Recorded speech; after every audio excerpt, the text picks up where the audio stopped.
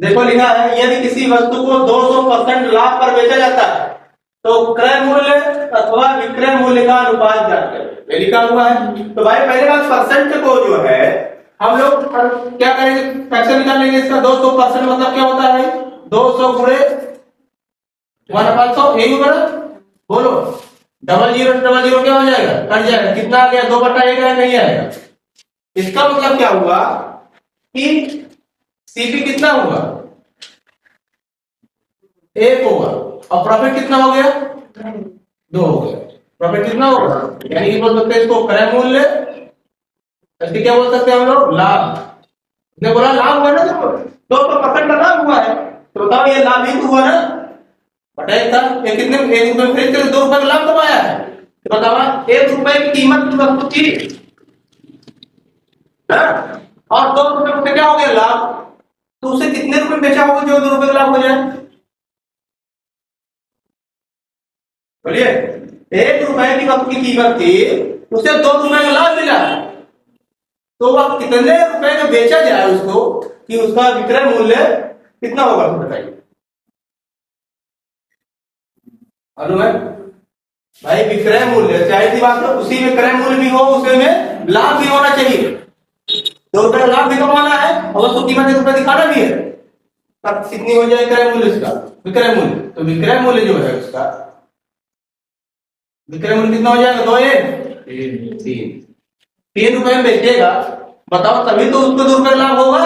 1 रुपए में उसकी कीमत नहीं होगी, नहीं रहेगी होगी, यानी कितना हुआ, तो 3 रुपए उसके क्या हुआ भाई, विक्रय मूल्य। बोलो, समझ में नहीं है, चोरी पल्ले नहीं पड़ा। अरे पगले बाप, इधर देखा 200 लिखा बटे 200% मतलब 200 गुणे बर्तन मतलब क्या होता है, 1/200 होता है। डबल जीरो कट जाएगा, कितना बचा, 2/1 में चले बचा।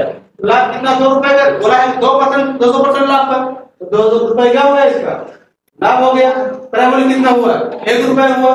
तो विक्रय मूल्य में क्रय मूल्य भी शामिल होना चाहिए, ठीक है। यानी कि दोनों लाभ और क्रय मूल्य जोड़े कितना हो गया, 3 रुपए। बात समझे।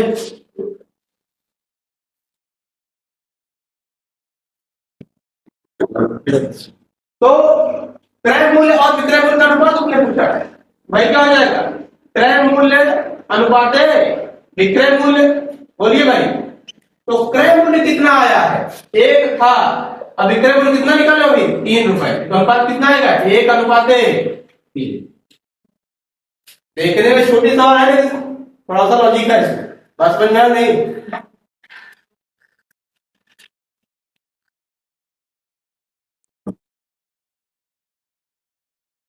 देखेंगे, लिखा कि यदि लागत मूल्य विक्रय मूल्य का 72% है तो लाभ प्रतिशत क्या है, टाइप चेंज है थोड़ा सा। देखेंगे, विक्रय मूल्य बोले तो एसपी, बोलिए, और लागत मूल्य बोले तो क्रय मूल्य। लागत मूल्य विक्रय मूल्य का, तो भाई लागत मूल्य मतलब सीपी हो गया, और ये विक्रय मूल्य मतलब क्या हो गया, एसपी हो गया ना। का मतलब पूरा होता है, कितना परसेंट है, 72%, बराबर दोनों है ना उसमें। यानी कि लागत मूल्य का क्रय मूल्य विक्रय मूल्य का 72% है, का मतलब पूरा होता है 72% ही होगा। अब एक कहां चला जाएगा, भाग में, सीपी बटा कितना हो गया भाई, एसपी हो गया, सही है। और प्राइस का सेलिंग प्राइस, यानी 72%। अब परसेंट हटाओ, नीचे क्या बढ़ जाएगा, 100। बोलो नहीं, ठीक है। 18 चौक कितना होता है, 72 होता है, 25 चौक कितना होता है, 100 होता है। बात क्लियर हो गई। अब इससे ये पता चलता है कि वस्तु की कीमत 18 रुपए थी, उसे खरीद करके 18 रुपए खरीद करके कितने बेचा गया, 25 रुपए बेच दिया गया है। तो उसे कितने रुपए का लाभ हुआ है, 7 रुपए का लाभ हुआ है भाई। 18 का 25 होता है, अब कहां से लाभ हुआ है, 18 से हुआ है। बोले कितना हो गया, 100 हो गया। 9 दूनी 18 होता है, 50 दूनी 100 होता है, 5 से 35 350 होता है, बटा कितना हो गया, 9। 9 से भाग करना नहीं आता है, ऐसे कर लो, 9 चौक 36 ज्यादा हो जाएगा, 9 त्रिक का तो 27 हो जाएगा, ठीक है। कितना बचा, 8 बच गया। तो अब 9 8 कितना हो जाएगा, 72 बचा, कितना फिर 8, फिर 9 8 72, ठीक है। फिर वही वहां बनाता चला जाएगा ऐसे,